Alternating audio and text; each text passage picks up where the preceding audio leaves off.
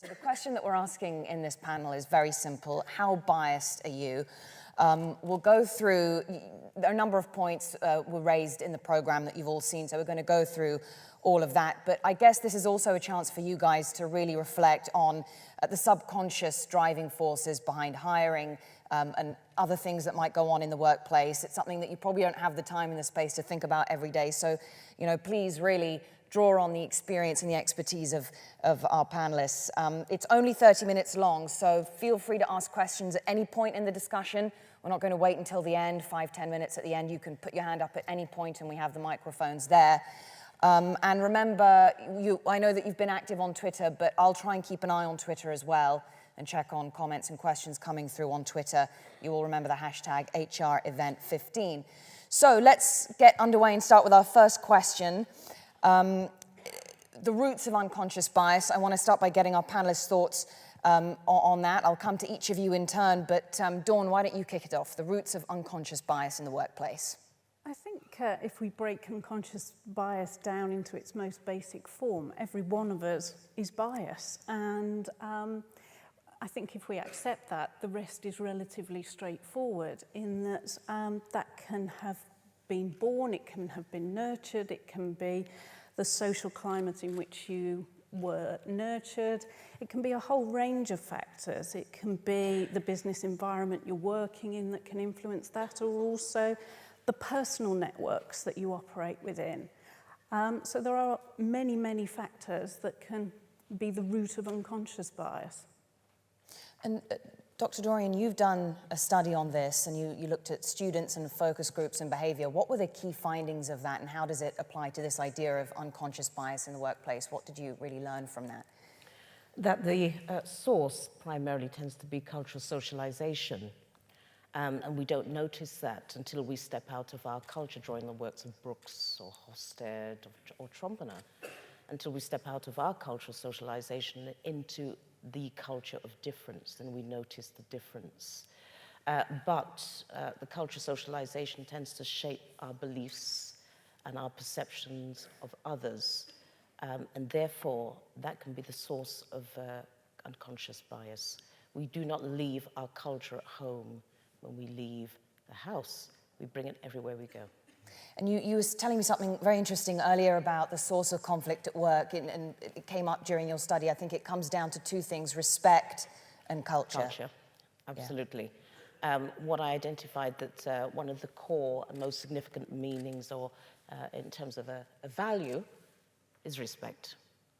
But I argue it's an empty word. It's what lies beneath it, because in one culture, respect can be somebody else's disrespect. And it's the lack of awareness and understanding that respect can manifest in different ways and mean different things. But the study revealed that we tend to take it for granted. It's a word that we tend to take for granted. So if one person says, I'm going to respect you, and the other responds equally in the same manner, then without being aware that one person's respect can be the other's disrespect. They define it differently, but that right. Reciprocal thing is there. And so, Steve, can I get your thoughts then on how that applies, how those principles apply in the workplace? Sure. I mean, I think the key thing in the workplace is that our status in the workplace, our comfort in the workplace, our position in the workplace, all leads us to believe that we are competent. We have a job title, we have a place, and so forth. And therefore, to say that we're biased, in some ways, it can be very threatening to people. And so we have to think to be very empathetic to colleagues in the workplace, because actually, whilst bias has many negative consequences, it's also an understandable response to the modern world, right? It's a cognitive shortcut. In fact, we kind of almost need these cognitive shortcuts to cope with information overload that are happening in the workplace right now. So, for example, stereotype threat, or how I perceive you or perceive you, is a kind of cognitive shortcut of how I can understand the world when I'm being bombarded with messages and information every day. So in the workplace, we pay people to deal with information, to manage things, and they understandably resort to stereotypes and to bias. And so I think it's being empathetic about that, but educating people about it so that they can kind of account for it in the decisions that they make. Liz, what are your thoughts on that? In some ways, bias it's a tool, it's something that's in place to help us cope with things, and very interesting thoughts from Dr. Doirean there as well about the nature of respect. And you know, I suppose, you know, it should be a universal thing, but what one person defines as respect, it comes from their cultural background, and you can see how it can lead to conflict in the workplace. Yeah, I was very struck by what Doirean was saying. And a phrase was resonating in my mind, which is with the greatest of respect. And you know whatever's going to follow is going to be not respectful at all.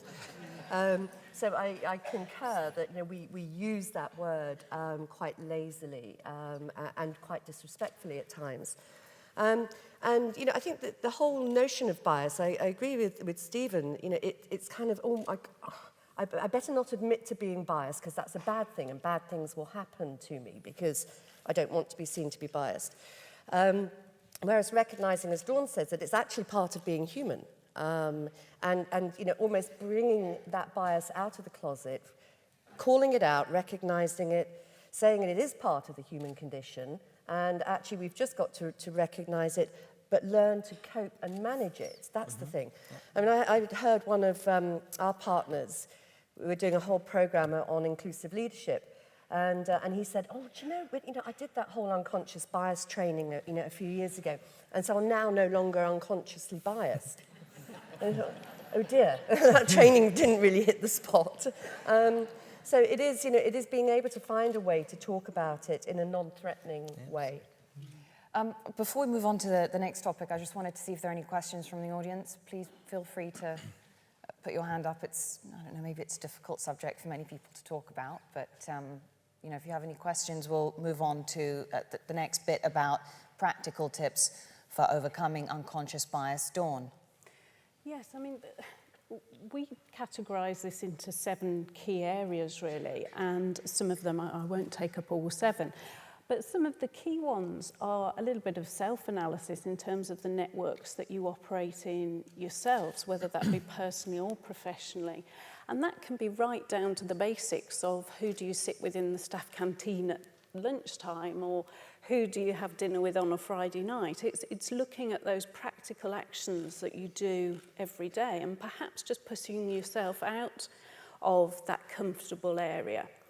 And it's also having the courage to be the person who doesn't laugh at the email that's being inappropriate about one of your colleagues, or perhaps challenging that in a way in which you're comfortable with some non-violent communication, obviously.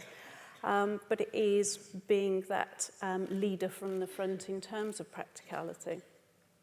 And I just want to put a question here to... it's something that's come up on Twitter, but it's an interesting point, and it was one that was made by Lord Brown, I think prompted by a question in the audience, and I don't know which of you feels like taking this, but just this idea that companies create exclusion in their attempt of inclusion by creating LGBT networks. Dawn, does anyone have any? Yes, absolutely. I think there's a very key point around this. I think Lord Brown answered this question well in that, you know, by the nature of networks, you're creating exclusion, but it's how you handle that network and whether it is connective throughout the whole of the business, and making sure that, you know, some of the best networks I've seen are LGBT and everyone else. And that's really important, that we're not categorising people into boxes, which is what bias is all around in terms of, you know, when we consider things, we naturally categorise. So, yes, I think there is a risk if it's done badly. Well, I think we're too early on the journey to declare victory on this, you know, and I think, you know, where we're currently at, I think networks provide a safe place for people. We have 13, I think, employee networks. They're not exclusive to women or LGBT or BME, but what you find is they become kind of exclusive because even though the men are invited to the women's network, they don't go. And I don't know how you overcome that. But for our junior women in particular, that women's network is a really important part of the workplace because it does provide them with a safe place to go through some personal development, learning and so on, without feeling concerned that they're being sort of watched or assessed against a male stereotype. I just build on Liz's point because I think we need to be careful. The question, in my humble opinion, belies bias itself. Because the fact is, in the norm, in most of our companies and organizations, the norm is pretty male, right? The norm is pretty straight. The norm is pretty white. So we think that's objective, but we all have biases. We all have this implicit bias. So when we talk about setting up a network for LGBT folks or for women or for black folks, the people who think that those networks are exclusionary tend not to be people who could benefit most from those networks. And so, yes, absolute to the point, they've got to be inclusive. Yeah. So at our place, like Liz's place, the networks are open to everyone by design. But I think we should just be a little bit careful about assuming that, we are creating an abnormality or a segregation, because actually there's a need for stuff when the norm doesn't work for everybody. I guess you have to look closely at the impact these kind of networks are having on the employees. And so, Doirean, when we've talked about the roots of unconscious bias and then also practical tips for kind of overcoming it, how do you tackle something that is unconscious that you may not be fully aware of? Number one, acknowledge that we are inclined to be biased. And equally, that we're inclined not to even notice that we're being biased. In our practice, it is a useful exercise. When I carried out my study, I asked for final year undergraduate multidisciplinary students to participate and join me on the journey of discovery, i.e. the meaning, manifestation, and understanding of respect from our own personal perspectives. And these sessions were audio-visual recorded. And the students opted to watch themselves in practice at the end of the study. And that's per phase, and that was annually. And they were shocked by what they saw and what they heard themselves say and do. So they said one thing, i.e. one individual, he was from Uganda, and he basically saw himself on camera saying that I respect everyone, but look at my behavior, it is disrespectful. Raising his voice, blocking other people out, and not allowing them to participate. But he was aware of his behavior. He wasn't aware. He wasn't aware. He wasn't aware. But to see himself in practice changed his perception, and that was the He watched himself on screen, okay. So sometimes we need to notice ourselves and ask ourselves questions. Why is it that I approach people in this way? Is my approach different to other people? What is it? Where does that come from? We have to start with self, basically. We have to start with self, Liz, but as we were hearing from Lord Brown, so much of the sort of attitude or a culture of the place comes from the top of a company, from the leadership. Is it about having a broad, sweeping strategy in place, or can you create a more inclusive atmosphere on a smaller scale in your little bit of the company, in your little department, practically? I think my personal view is that you have to tackle it in every way you possibly can. So there has to be the tone from the top, but also at a team level, in really small everyday behaviours, it needs to be dealt with at that level as well. And I think one of the biggest obstacles to this is having the confidence and the language to call out bad behaviour and to deal with it when you see it. And there's something about giving people permission to do that, but also something about giving them the vocabulary, the language, and the skills to do that. Is that not just for legal reasons, or sorry, for legal reasons you have to watch your no. Well, I wasn't thinking about overstepping some imaginary legal line, as I think that's an easy default to say, well, I can't address that because bad things will happen and I'll have to go to court. But it is about doing something and creating an environment where, of respect, where people don't create conflict by calling out that sort of behaviour, but feel able to bring it to the attention of the person or people, and to talk about it quite openly about how this is making me feel. It's making me feel excluded or whatever, in a non-threatening way that doesn't create conflict. It's simply about that. And Dawn, so much of this goes back to what came up yesterday in Dame Carol's keynote, but then also later on throughout the day about well-being and inclusiveness. What do you make of what Liz has had to say there? How do you kind of foster an atmosphere where it's okay to talk about these things, and perhaps more importantly, where people feel empowered enough to say, that's wrong? Absolutely, I totally concur with what Liz is saying. I think it's, my approach to this is very practical, and it's about those small acts of kindness to individuals to make it an environment that they're comfortable to be open and comfortable to speak in. Whether that can be recognising in an individual that they're feeling excluded and simply pulling out a chair in a meeting for them, or making them a cup of tea. These are real basic things, I appreciate, but they all help to create a culture where somebody's comfortable to be open. I think it's crucial, drawing on the works of Howard Gardner, the psychologist and at Harvard Business School, who came up with the concept of the 5 minds theory. And one of the things that he says is that we need to adopt these 5 minds to be able to appreciate difference and to survive in the global world that we live in today and tomorrow. And one of the most significant mindsets is the respectful mind. And that is governed by an appreciation and recognition of those of difference. So we have to then acknowledge difference, not just tolerate difference. So acknowledging difference, and Steve, is it about, going back to this issue of unconscious bias, is it about in some ways changing style rather than substance when we talk about unconscious bias? These are things that might be difficult to change. It might take a long time to change certain views that you have. You may not even be conscious of it, and perhaps someone doesn't want to change that about themselves.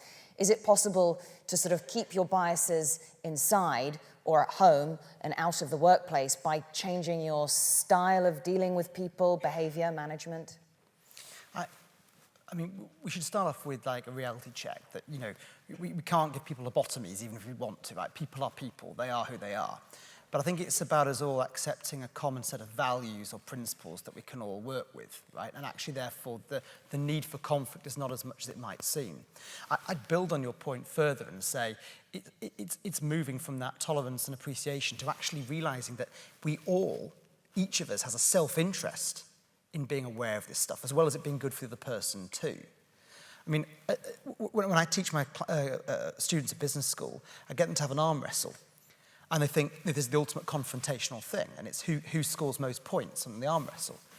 And after a minute, 80 to 90% of the class, predominantly the blokes, have scored 0 points, maybe 1 point, and some of them are close to injury. Right? About 10 to 20% of the class, predominantly women, have scored 30 or 40 points, simply by cooperating. Because they understand it's in their own self-interest, as well as the other person's self-interest, and we can generally enlarge the pie. What you're saying is that women are smarter? No. Can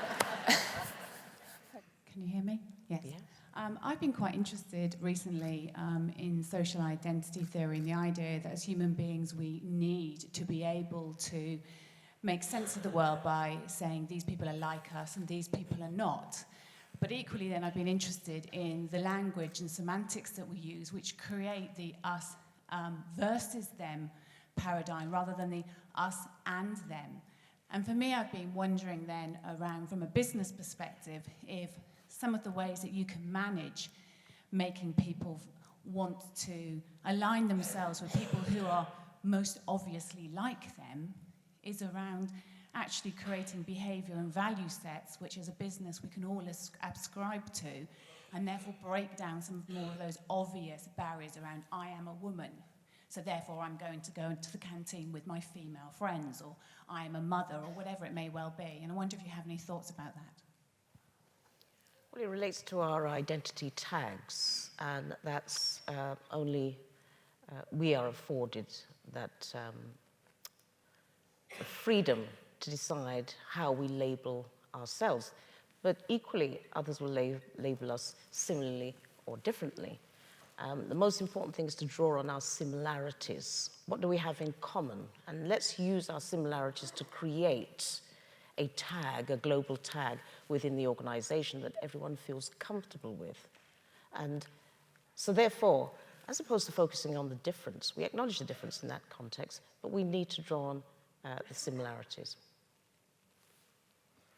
I think I'd probably, in our place, worry less about the visible similarities or the visible differences. There's a man, there's a woman, there's a white person, there's a black person. And I worry about the invisible differences. So, I wonder where the space is in our organisation for the introverts. Because you look at the leadership teams, and they may be well gender balanced. There's even some gay folk on our leadership team. But we're all extroverts. And it's that sort of difference and that sort of bias that I worry about. Because otherwise it's easy to say, no, look, we're not biased. We're very diverse. We've got black folk, white folk, men, women, gay folk, disabled folk, etc. But the invisible stuff is more pernicious, I think. What is a first step or a concrete step to tackling the invisible stuff? That's interesting issue that you've raised. I mean, we talk a lot about social styles. So we use different mechanisms. I mean, everybody I'm sure will be familiar with Myers-Briggs, but we particularly use TRACOM, which I kind of characterize as being a bit more accessible. It's sort of Myers-Briggs for dummies like me, I can remember my 4 letters, but I can't remember what they stand for.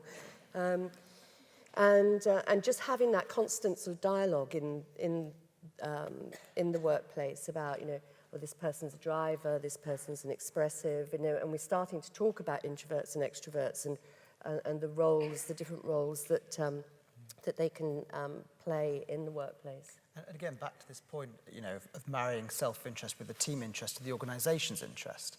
There's the particularly pernicious stuff, which is the invisible stuff. So introverts tend to be more discriminated against than extroverts.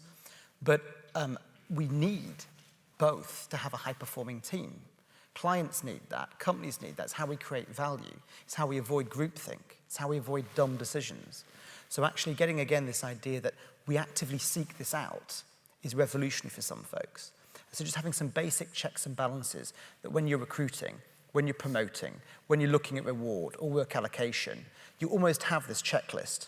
For some of my male colleagues, it's literally a physical checklist to say, oh, okay, have I done that? And it is a general aid memoir, a little crib sheet to just check your actual behaviour and, oh, wow, you hadn't noticed those people. Yeah, it's that balance between creating what the team needs or what the company needs from someone and then valuing the experience that they themselves have or what they can bring to the table. Are there any more questions? And can I just add one thing from a practical point of view? Because we think so quickly in the nature of what we all do that sometimes it is that simply slowing down and thinking about whether it be a team construct or whether it be a decision in the retention of your team or the recruitment of your team. And the benefit of slow thinking styles in this subject are huge. It's difficult, isn't it? I mean, the introvert-extrovert thing, because, of course, the introvert might be very hardworking, they might be doing a great deal behind the scenes, but they're not someone that's going to be the loudest in a meeting, they're not someone that's going to shout about their achievements, they're not someone that's going to articulate what they want or what they think they should deserve. So it's having, I don't know, is it about having that emotional intelligence, Liz, for, line manager, or is it about observation? It is about observation, it is about emotional intelligence, and it is about inclusive leadership. And as a leader, being confident enough to slow down, to spot somebody who maybe hasn't contributed in a meeting and inviting them to do so. Making them feel safe, I guess. Is there another question? Yeah? Right At the back there. So, go ahead. Hi. I agree with everything that's been said. I think it's really simple. I don't think people know how to start the conversation without feeling that they're going to make a mistake, use the wrong word, use the right, so I think that's what I'm sensing in the audience here, is a kind of anxiety. I know certainly as a clinician, I work in the NHS, and certainly I've been at some case conferences around child protection stuff, and I've seen some really difficult conversations happening, and people not wanting to form a view for fear of being un-PC. And I just think there's a lot of anxiety, and people just don't know how to do it. I agree with that, and I think there's a real risk that if in the absence of good open conversations and healthy challenge, all of these things kind of go underground.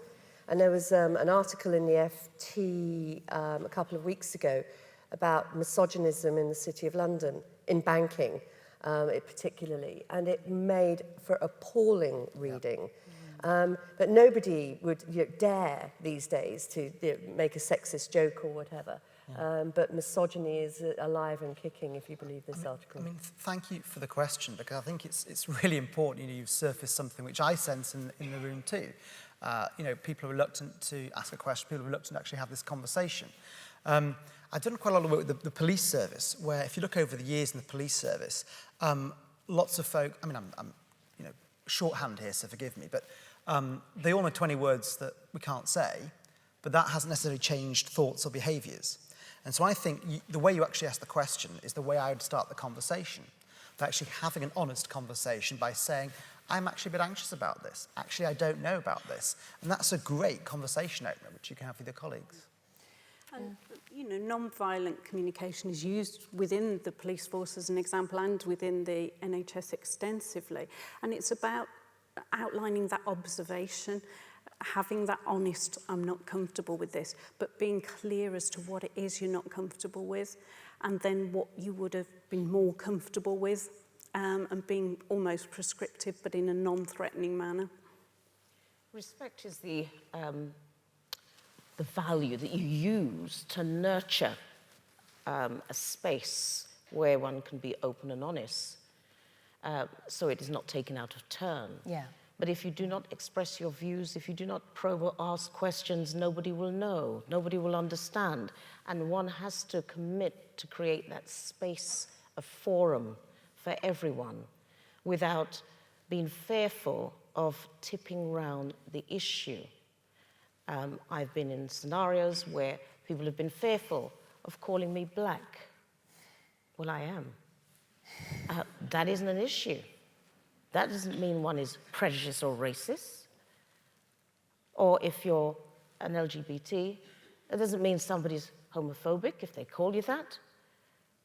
It's what is comfortable for each individual. But there has to be that space, to use that metaphor, that you can be open and honest. Well, that 30 minutes is really not a long time to discuss all of this, but I think, I think our panelists did a great job of not just looking at the roots of bias in the workplace or the impact it can have, but also, how do you get a conversation going, practical tips for maybe tackling some of these issues. So, yeah, let's thank Steve Frost, Liz Bingham, Dr. Doirean Wilson, and Dawn Milman-Hurst. Thank you.